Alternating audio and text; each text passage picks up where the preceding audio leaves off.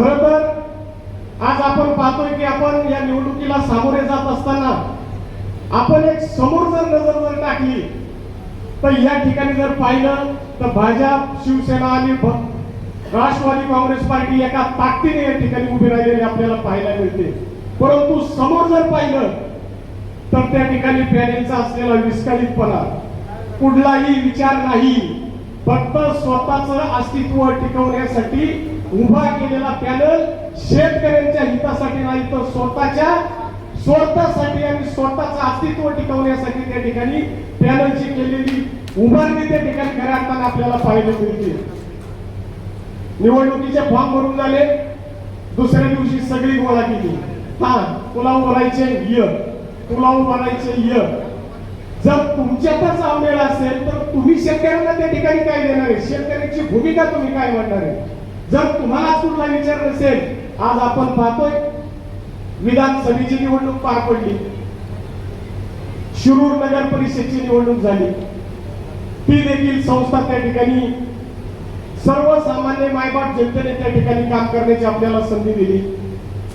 जिल्हा परिषद पंचायत समितीच्या निवडणुका झाल्या, त्याच्यात देखील सर्वसामान्य नागरिकांनी राष्ट्रवादी काँग्रेस पार्टी असेल आणि भारतीय जनता पार्टी आणि शिवसेनेवरती त्या ठिकाणी विश्वास ठेवला। तुम्ही तुमच्या स्वतःच्या राजकीय स्वार्थासाठी अहो या संपूर्ण शिरूर हवेलीतल्या सहकार्यांना आणि या जनतेचा विश्वास करत असताना त्यांना फसवण्याचं पाप तुम्ही केले, त्यांना रस्त्यावरती सोडले, कार्यकर्त्यांना का सोडलं? स्वतःच्या स्वार्थासाठी सोडलं। हा स्वतःच्या कुटुंबात उमेदवारी घेतली, कुठून उमेदवारी घेतली? राष्ट्रवादी काँग्रेस पार्टी गडाकडनं उमेदवारी घेतली।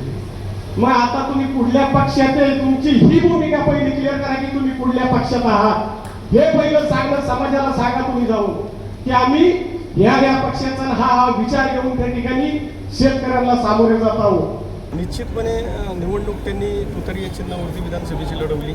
मध्यंतरी काळामध्ये त्यांनी राष्ट्रवादी काँग्रेस पार्टीच्या माध्यमातून, घड्याळाच्या माध्यमातून स्वतःच्या कुटुंबामध्ये उमेदवारी घेतली, उमेदवारी आणली दुसऱ्यासाठी आणि स्वतःच्या कुटुंबामध्ये उमेदवारी घेत असताना संपूर्ण तालुक्यातील सहकार्यांना आणि सर्व तरुणांना त्या ठिकाणी ज्यांनी विधानसभा इथून पाठीमागच्या काळामध्ये त्यांना सहकार्य केलं असं सगळ्यांना वाऱ्यावर सोडून दिलं, स्वतःच्या स्वार्थापायी, एक जिल्हा परिषदच्या गटापायी।